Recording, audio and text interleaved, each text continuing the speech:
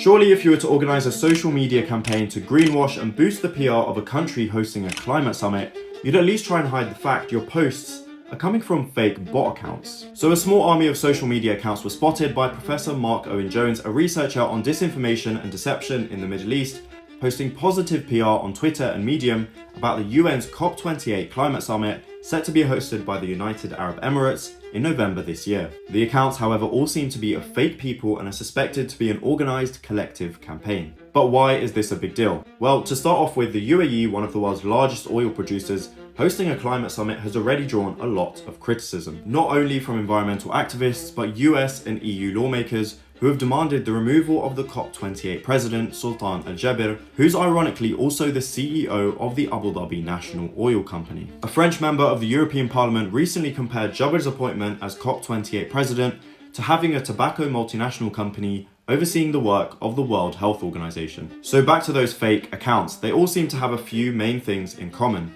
boosting the image of the UAE and its focus on tackling the climate crisis, and running a positive PR campaign for Sultan Al-Jaber himself.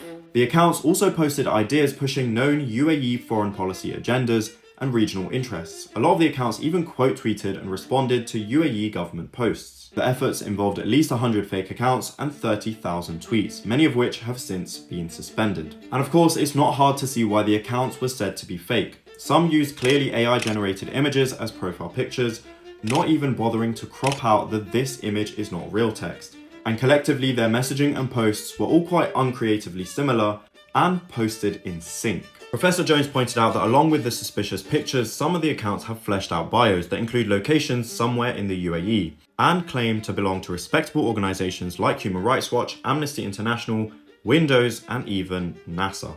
But the individuals don't seem to have any other internet presence.